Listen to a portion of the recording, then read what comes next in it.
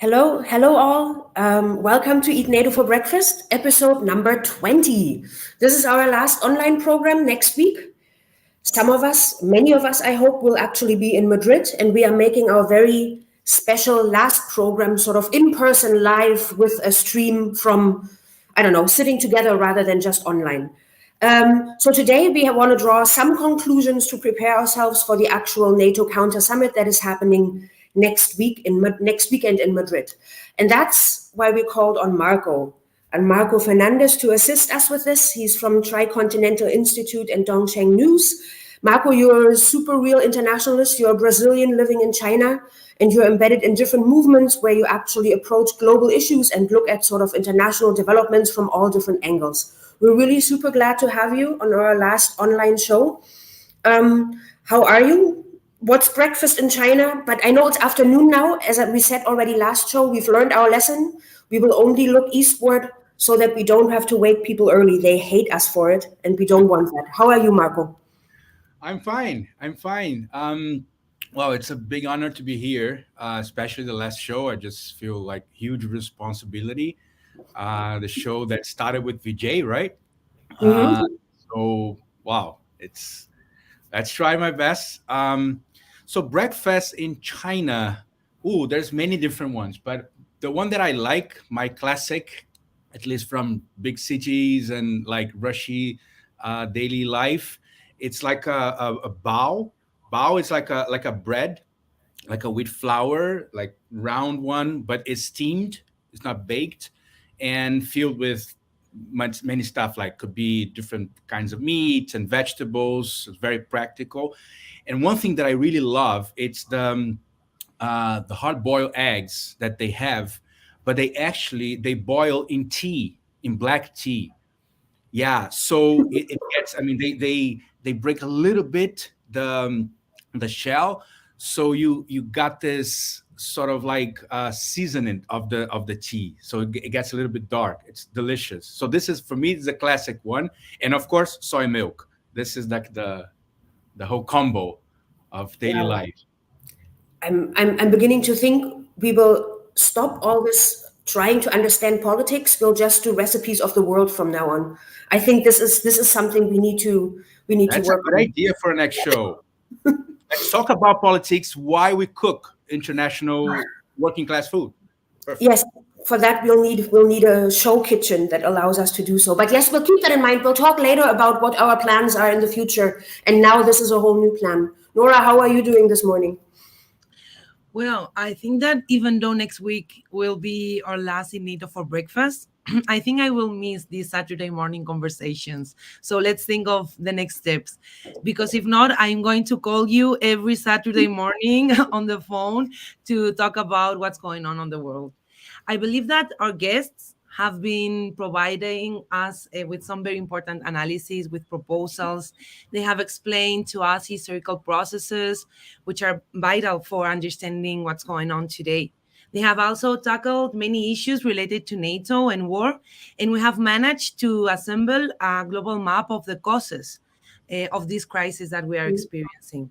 And also very important, the importance of fighting for peace, for another democratic world order, which resolves conflict through dialogue and negotiation. So we encourage you all to revisit the previous episodes of Eat NATO for Breakfast if you missed some of them. The folks at People's Dispatch have them organized in a YouTube playlist, so you can just check the one you missed. And I think they are topics that do not expire and that can make us think about them whenever you watch them. But above all, I would like our audience to take away that we have a lot of work to do ahead of us, that we have to fight for peace, that peace is not an idea, just an idea at least, and that wars are not inevitable. So when we are organized, we can change things. So, Francie, and how do you feel about the end of Eat NATO for Breakfast? I think you already heard. I'm not particularly sentimental about it. I'm just feeling that after 20 shows, I think we've all learned quite a bit. And I think I would like to, together with our friends at People's Dispatch and everyone else who's been on the show, I'd like to think of new things that we can come up with. And now it turns out Marco and I will do a cooking show. That's awesome. But no, let's get started. Let's get back to serious business. Nora, let us start with actually addressing the NATO question once more. Yeah, but before, maybe if our audience have any idea of what to do next, maybe they can post their ideas. Just tell us what you feel about a cooking program, or share with us what do you think. Yeah, but let's start. During these 20 programs, we have understand some very important facts. That before the war in Ukraine, NATO's project was not at the center of the political agenda of the allies countries. And now crazy amounts of money is being spent in weapons. Before this war, NATO was even contested by some countries in the European Union that wanted their own regional security project. Now we see Finland and Sweden joining NATO. We also know that NATO strategy is the US strategy to maintain its unipolar project. And with this war, the US has imposed its agenda de facto in a European Union that before was balancing its economic and trade relations with Russia and China. We even have again in our conversations the risk of nuclear war. So things have been changing somehow. That's why we want to talk to you, Marco, in this first block, that now, almost 4 months after the Russian invasion of Ukraine, what have been the major developments in the world order? Or is everything stuck? What is on the move? Well, I think things are accelerating a lot, and I would say this is like it's like an old saying that there are new things and good things. The new things are not good, and the good things are not new. So what are the new things? The new things, not already said. It's true. U.S. was able to reunify NATO under its leadership. You know, I was watching a video preparing for this conversation, this famous video of Trump. Remember that the meeting with Trump with Stoltenberg, I think is the military head of NATO a few years ago, and he was basically like beating up Stoltenberg, saying, "You guys ask us for money to defend you guys from Russia, and then you go there and you sell and you buy billions of dollars in gas and oil from Russia, and then Russia gets stronger, and then you guys come back here, ask more money to defend yourselves." So I mean, that was what's happening. I mean, you're totally right. So I mean, Biden was able to not only reunify NATO, but to impose to Europe, which is, I still don't understand. You guys from Europe, you can explain it better, but I don't understand what is the logic behind, because it's almost like suicidal what Europe is doing right now. But it's true. It's not only, I mean, Finland, Sweden are joining, and if I'm not wrong, looks like Japan and South Korea are going to attend the meeting. This is what we were reading here in the Chinese media yesterday. That's going to be the first time in history that Japan and South Korea are going to attend the meeting. So this is very worry, and at the same time, as you said, Nora, it's the risk of nuclear war is again. But at the same time, this was a victory from U.S., but also might be a short-term victory. First of all, they weren't able to crush Russia with the sanctions. That's the truth. I mean, you can't just crush a country with huge amounts of food, fertilizer, and energy, and military powerful. It's not easy to crush a country like that. I mean, no matter what, I mean, it's not about like ideological discussion right now. This is objective. You cannot crush a country like US or NATO is expecting to do with Russia with the sanctions. So at the same time, as we know, European Union economy is doing very bad, like highest inflation in 40 years, not only in Europe, also in US. They are losing competitiveness in Europe, competencia, because of energy prices. This is crazy. I imagine that at some point, the big bourgeoisie, industrial bourgeoisie of Germany, they are going to complain, and probably already complain to Scholz, because that's not possible. US now, it's also having like a very bad economic moment. Even like the stock markets that were doing great during COVID, people were dying, but stock markets were great in US. They just had the worst first quarter since 1932, since that was Great Depression times. So that's and you have stagflation. All the money that Biden put, like $5 trillion in the economy, went all to consumption. There's no like new fixed assets investments, infrastructure investments. So this is also not sustainable.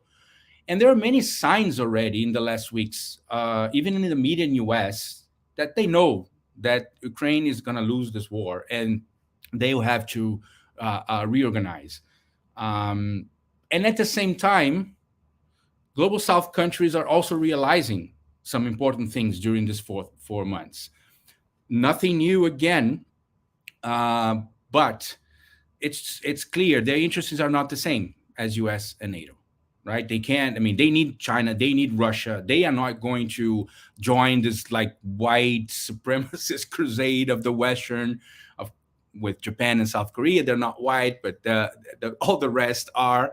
So even India, I mean, Vijay Prashad just published an interesting article about that, how even India, and Prashant also talked about that last week, right? Like big ally of US, but I mean, now, come on, guys, we need energy, we need food. I mean, we are not going to just join you because you guys have nice blue eyes. That's not going to happen. So at the same time, even like countries like Brazil, also super pro-US Bolsonaro government, guess what? The agribusiness would say, come on, guys, we need fertilizers. I mean, we're not going to like sanction Russia just because you guys want to destroy the country. So I think this is getting clear. And then also one thing that I think this war also, one of the lessons for the global South countries clear now is that we need to build alternative to the US dollar. This is clear. I mean, global South countries cannot depend heavily on US dollars as we do now. Of course, this is not something that you change in 6 months. But it's not coincidence that so many, I mean, this discussion is all around the world right now. You take like the Euro-Asiatic Economic Union. They are joining with China and discussing under the leadership of director Sergei Glaziev, which is former Putin minister, is now putting up like a plan for like a alternative, not necessarily like a new currency, but at least a sort of like a mechanism. Same is happening right now in Brazil. Lula, who is probably going to win the election, is discussing also this in South America. There is already actually a mechanism in Argentina, Brazil, Uruguay, Paraguay. They have a mechanism already to do transactions without the dollar, but it's still not that used. But this kind of discussions are all around the globe right now. So at the end of the day, what US did, and this is even like US analysts are saying that it was also like a shoot in the foot, because people realize now, okay, if they can just steal our assets like this, $300 billion with like two signatures in a paper and a button, they just steal like $300 billion from Russia, from foreign assets. They did the same with Venezuela before. They did the same with Afghanistan. But now, of course, it's Russia and it's $300 billion. So I think there's a lot of lessons to the global South countries. And at the same time, of course, this war is accelerating all these discussions and the necessity to create alternatives. So this also reminds me, not of Vladimir, not Putin, but Lenin, that, remember, there's a famous sentence say, there are decades when nothing happens, but there are weeks in which decades happen. So this is, I think, what happened in these last 4 months. It's a big acceleration of history. And of course, I mean, many alternatives, many discussions of alternatives are happening right now all around the globe, especially in the global South. And I think this will be a game changer for the next years. Thank you. That's a very good overview to begin with. I think the way you talk about the global South countries and how different countries have reacted in this moment around Ukraine and sanctioning Russia, we already heard last week, you mentioned it from Prasant, who was giving us a little bit of a tour of what the non-aligned movement meant for India, which role India played. And I think since we heard about India last week, and there was also a bit of history that Prasant was able to explain to us. It would be really good to look at that again, this time from the perspective more of your former home country, Brazil. Let's look at Latin America a little bit and how the non-aligned movement like historically played out, and are we moving towards this again? Because this is what you're describing a little bit, with some of those countries even unexpectedly taking, saying stop to certain, I don't know, following the rules, certain alliances with the US, following the US's lead. Are we seeing the development of a non-aligned movement? And is that an inspiration? Is that something we, want to cheer on? Or what does it mean historically? And what do you see this happening again?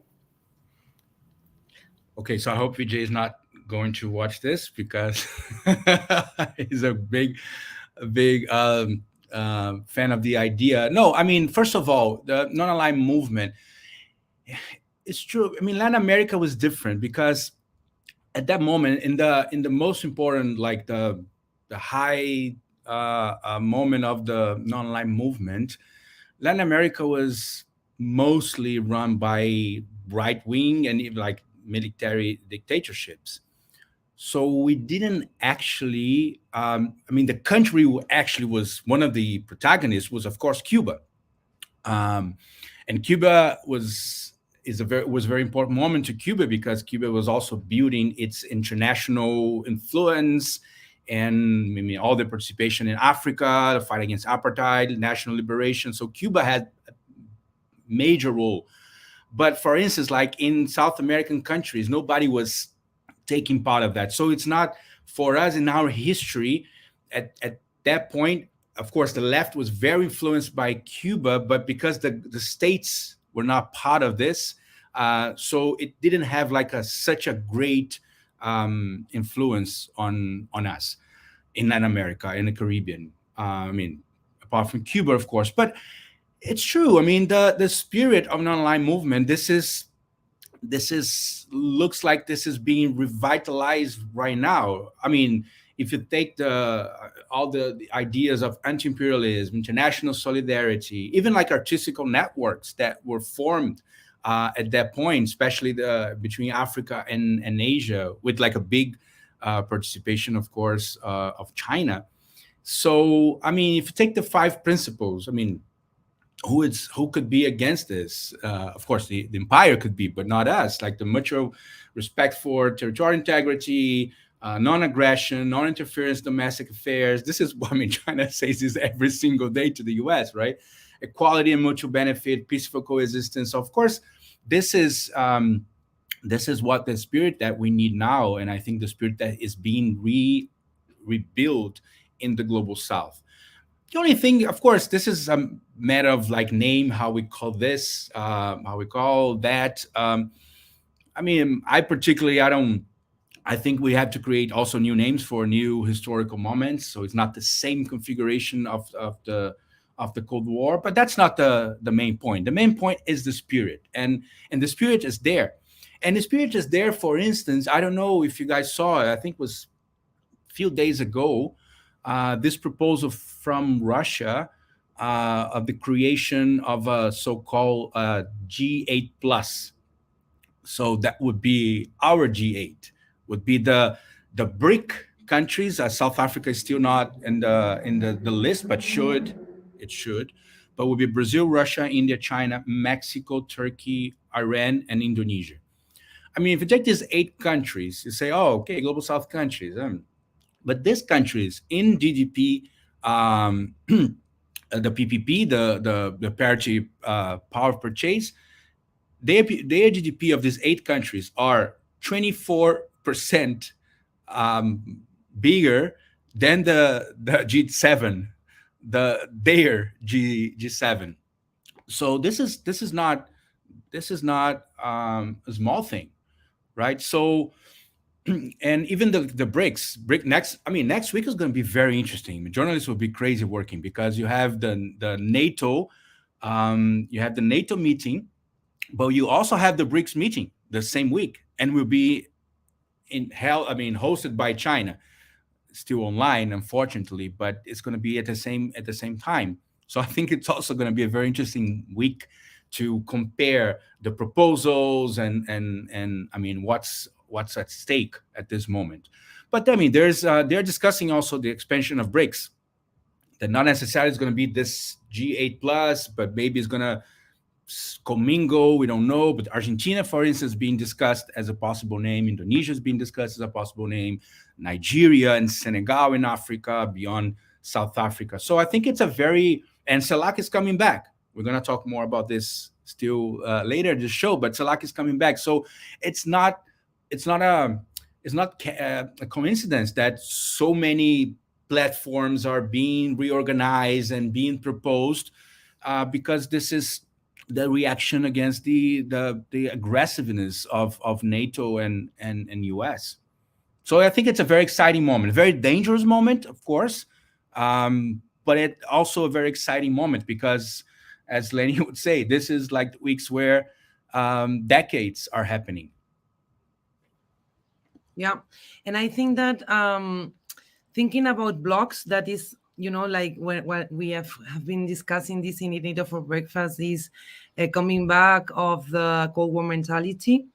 Regarding this idea of blocks, recently you wrote an article about why Latin America needs a new world order. In case you miss it, by the way, we will post the link in the chat. But in the article, you talk about the necessity of regional projects and why China's relation is important to this. You pointed out that this NATO project has aroused a backlash around the global south.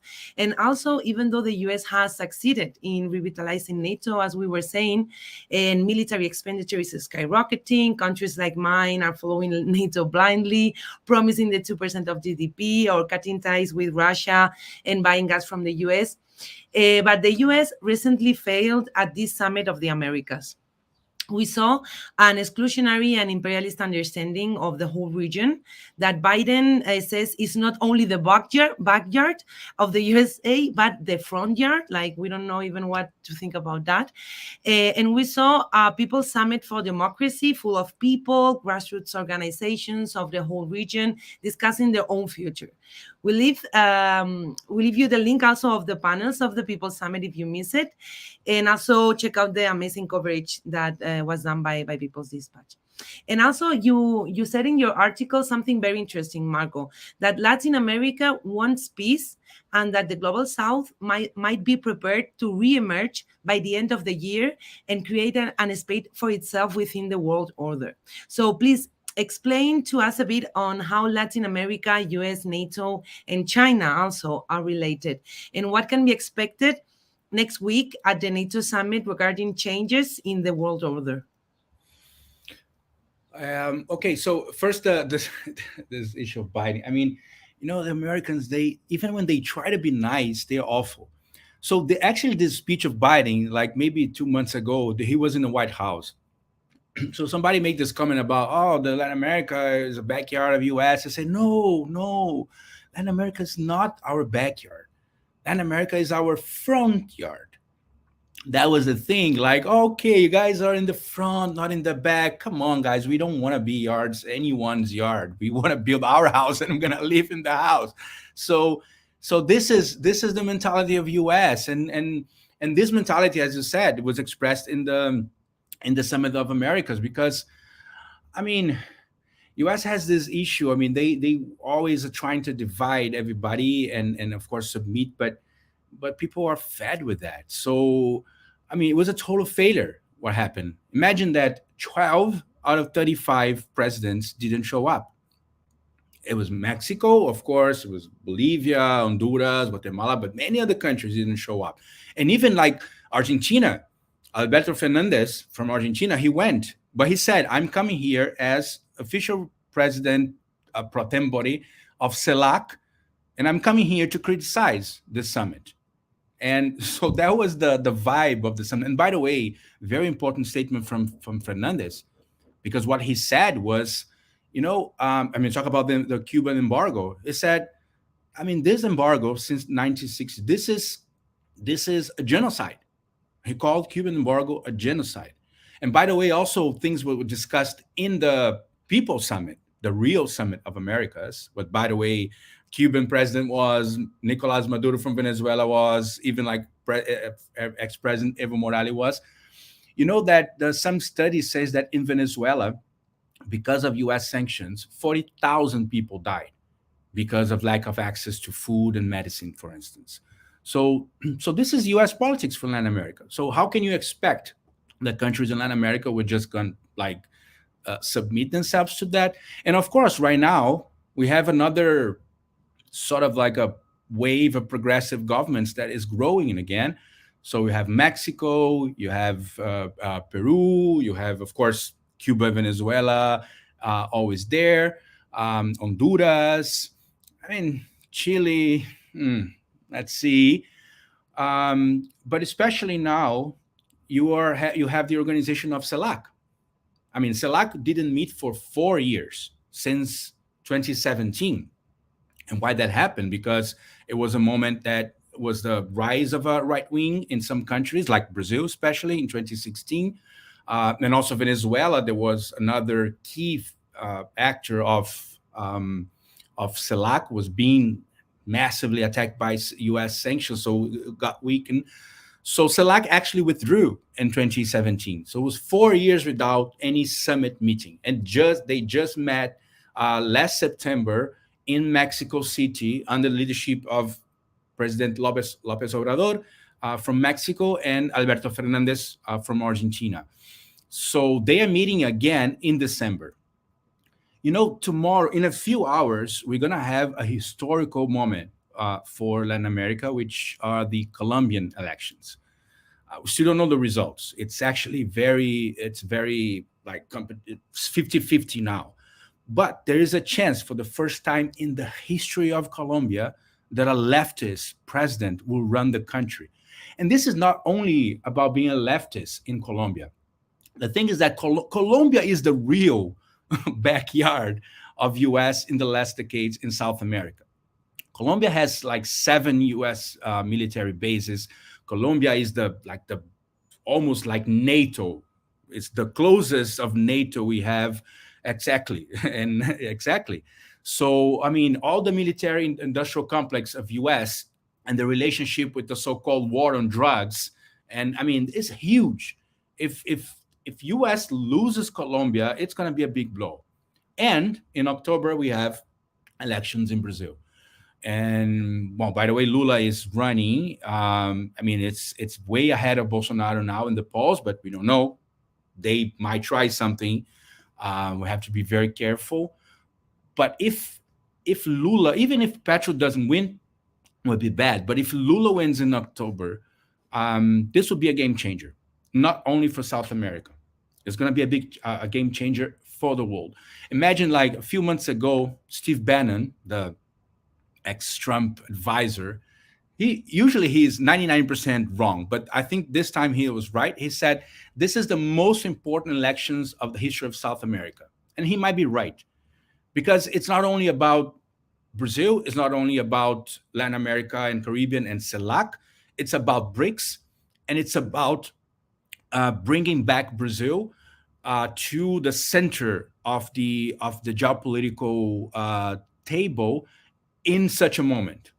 And Brazil being like a huge country, a big economy, and having Lula that, by the way, we are lacking global leaders at this point, right?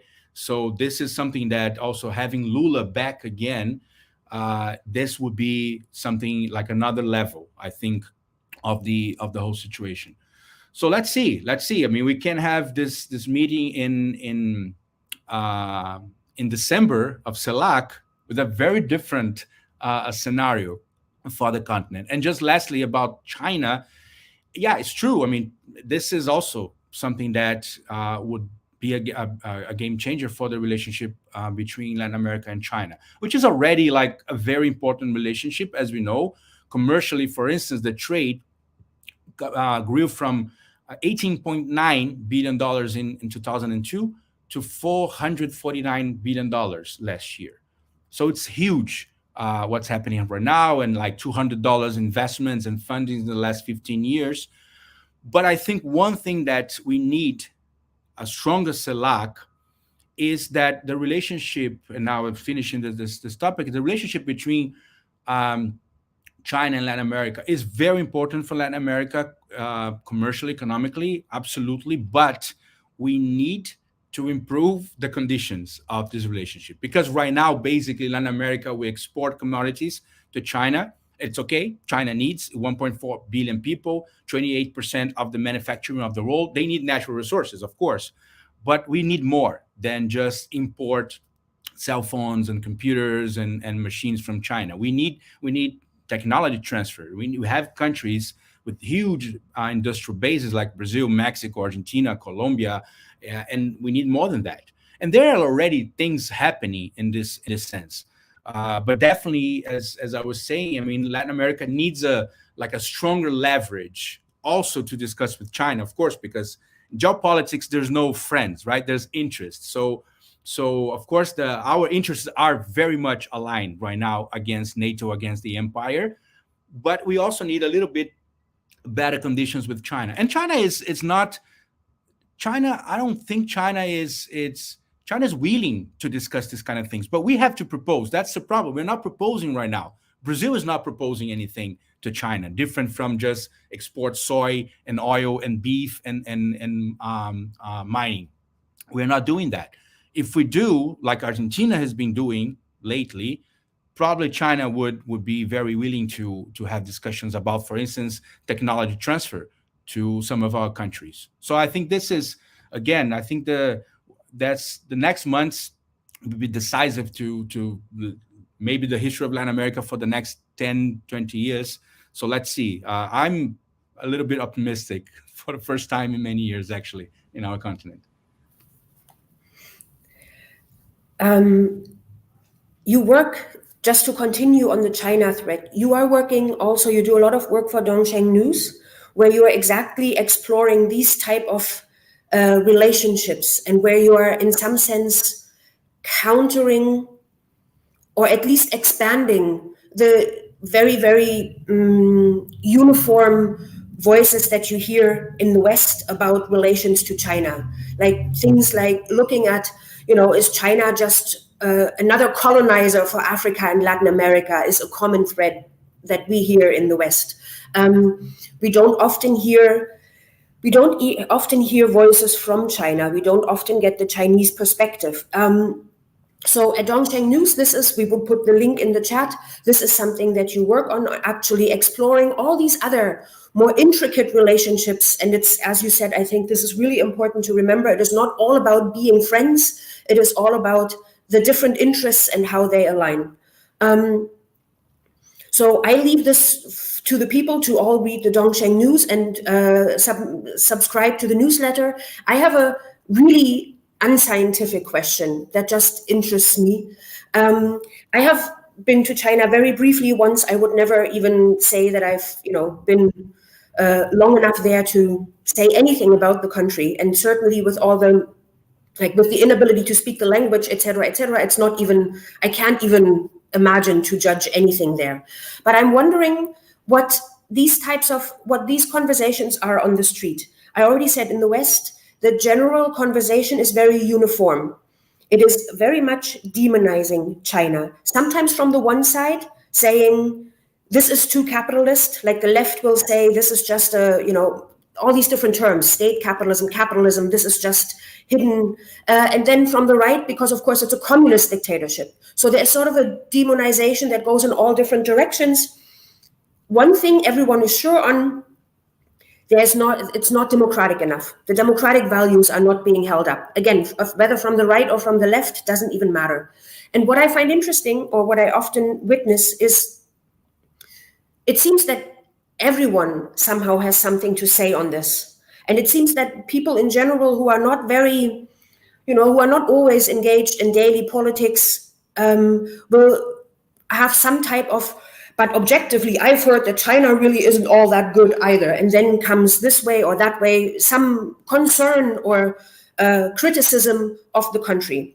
And I would like to know whether this is something like, whether the Chinese people are spending as much time judging, scrutinizing, criticizing, giving unsolicited advice to the United States, or more interestingly to Europe, because we're sitting here now talking from Europe and preparing for the Madrid NATO summit. So is that a sport? Like, dissing China seems to be a European sport. Is it the same in China? And I know it's an unscientific question, and you can at best give anecdotal evidence. I understand, but I'm really curious about that. I think there's China in the last 40 years. China, of course, most of the energy, the focus of international relations was towards the Western powers, right? US, Europe, Canada, and even Australia. So, of course, they did this for strategical reasons because they need technology transfer, they need finance, they need everything to their development. But this also created a weird ideological configuration in the country. Of course, I mean, economy, money, technology also comes with ideas.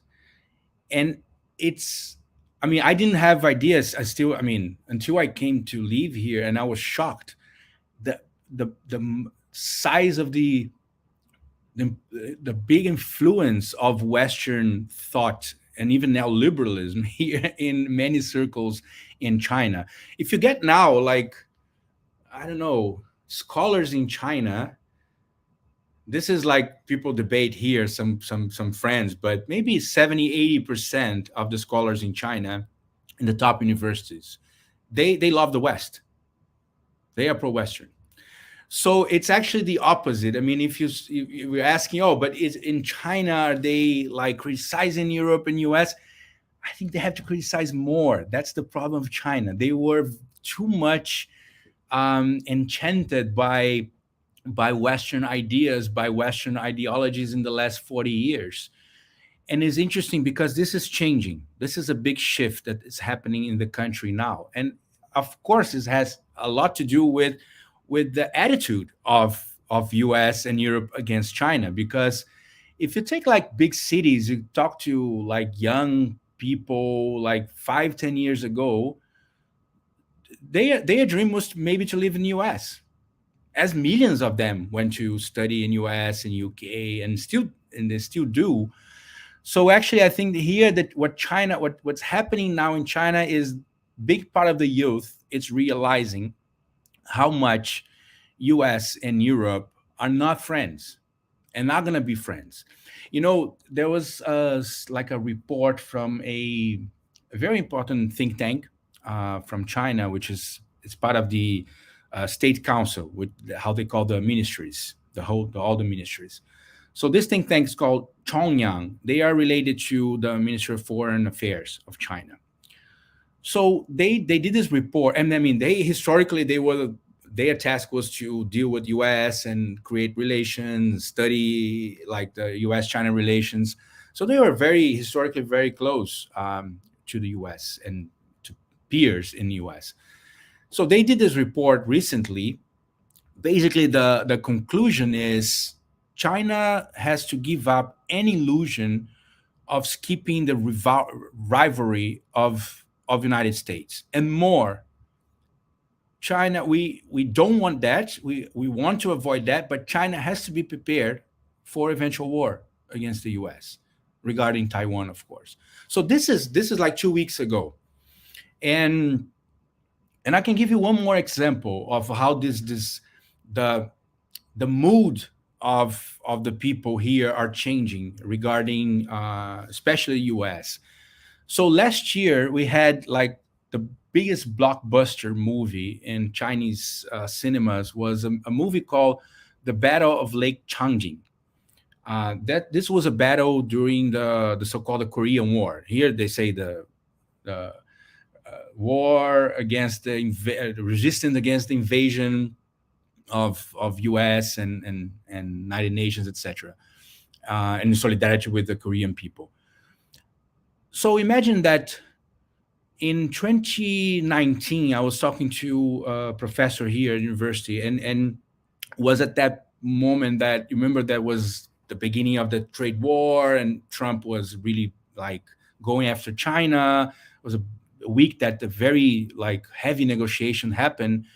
And then I talked to him and I asked it about the trade war, and he said something interesting. He said, last this week, the Chinese CCTV, they have many channels. They broadcast a movie about the Korean War, not this one, but like a classic one from the 50s or 60s. He said, that's the first time that the Chinese television broadcast this movie in 30 years. So for 30 years, they didn't discuss a Korean War here. They didn't want to discuss that because, okay, let's be friends of US. This is the past. Let's move ahead. So this was 2019. So last year you have this movie that the box office of this movie is more than $1 billion. This is the biggest box office of the history of the Chinese movies. And this is basically 3 hours of, this was a battle between China and US and against US, because Koreans were not in this battle. So imagine that a movie, of course, we are here in this program and in the fighting for peace. But I think I just wanted to transmit this sentiment, popular sentiment, that it's getting dangerous what US is doing against China. But they are prepared for that. And this sentiment of, okay, US is actually probably a threat to us, it's growing in Chinese population. And after this movie, you had like Battle of Lake Changqing 2. You had many other movies about Korean War. You have a TV series about Korean War. You have documentaries. This is like a big discussion now in the country. And I think it shows a little bit of the shift. And at the same time, this same youth that is going to watch this movie is also very interested in reading Mao again. Is very interesting in Marxism again. So it's also, there's a revitalization of socialist ideas, of Maoist ideas, which I think is a big shift that's happening in China, especially I think in the last 2 years. So yeah, things are changing. And thank you very much for this overview, because sometimes, I don't know, like, at least in the Western media, they talk about China like if in China, nobody lives there. Like if people doesn't exist, like it's only Xi Jinping doing everything, alone. So it's nice to have this kind of measures of what actually the movies are, what are the interests, how is the investment, like this kind of connection with material reality that explains a lot of things, because we need also to understand China, whatever your opinion is, because we live with them and they have a major role in the world. So these kind of exchanges are really, really important. Now we want to like wrap up with going back to NATO, but talking about some of the things that we've been talking more intentionally. So what are the key points of the next NATO strategic concept? We know that they change from the war of terror to the Cold War. So what are the key points that we are going to hear on at the end of June in Madrid? And also the difficult question, connecting this next NATO strategic concept, what do you think is the most important outcome for this peace movement and anti-war organizations after this NATO summit? What are the necessary changes to commit to an actual common peace strategy, and not only mention peace in manifestos? I think my internet is bad. I didn't listen to you. You have to answer that, Marco. This is a hard question. Let's ask Vladimir again, not Putin, Lenin, what to do. So I don't know. There's not a recipe for every like region of the world. I think the political realities are very different.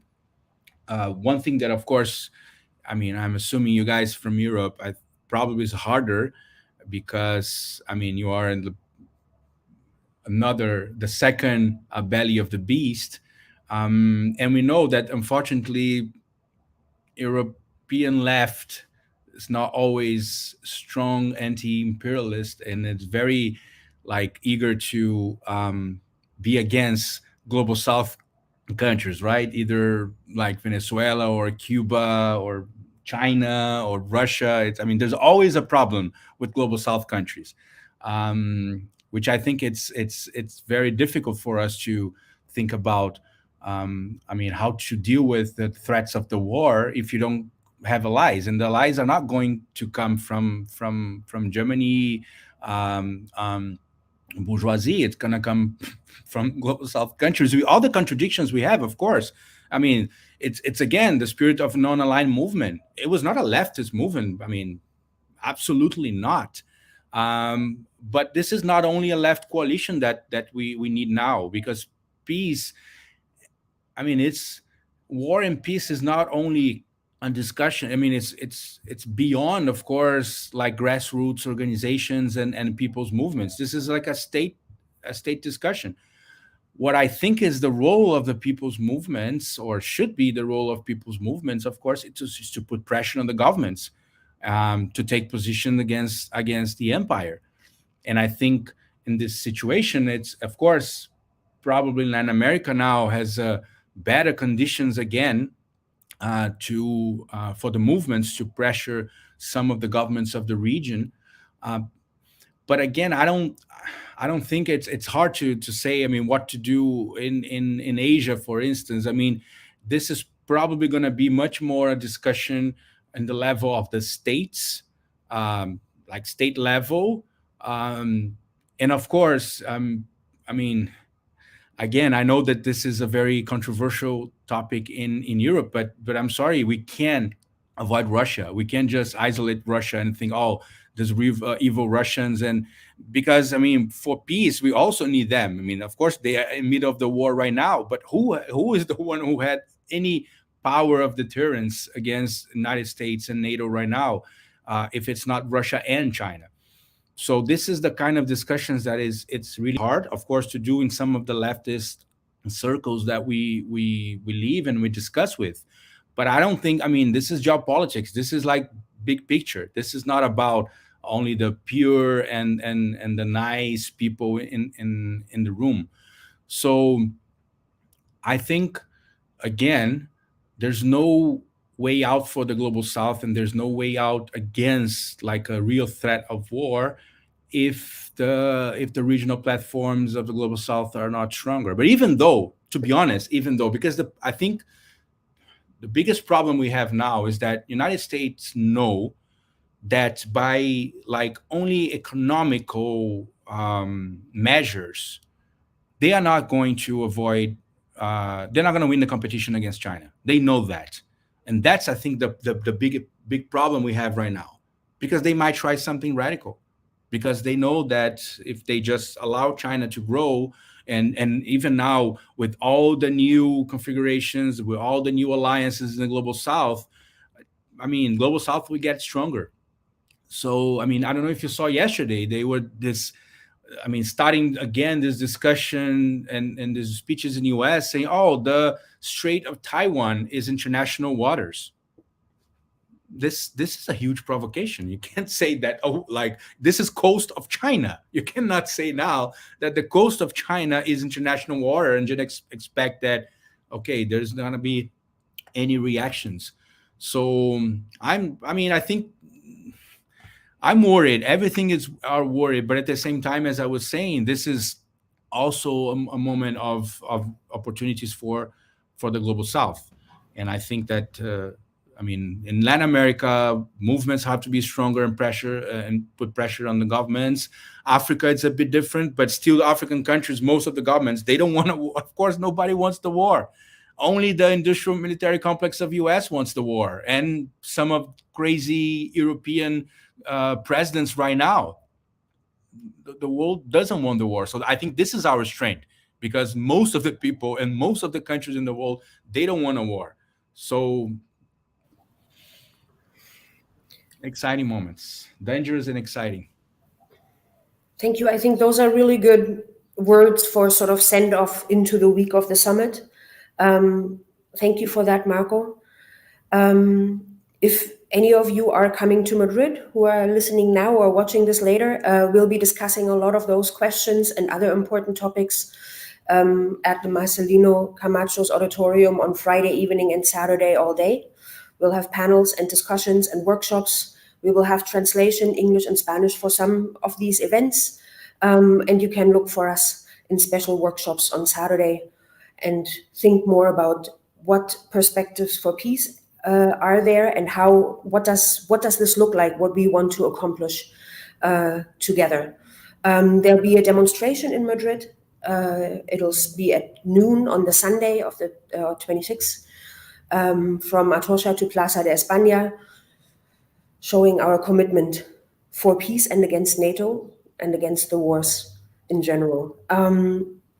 I want to thank you all. We have obviously not learned to stay in time at all, so we are way over time. Sorry for that. But I really want to say thank you. I think it was really helpful, and I think those were really good words to start out this counter summit with, and also very, very good moments to what should we be looking for? What should we be looking for when we listen to the first press conferences coming out of the NATO summit? What is being told to us, and how we should understand and interpret what we are being told. So I want to thank you very much, Marco, for joining us. Thank you, Nora, and I will see you in Madrid, and all of you hopefully next week from Madrid. Thank you so much. Bye-bye. Thank you. Bye-bye.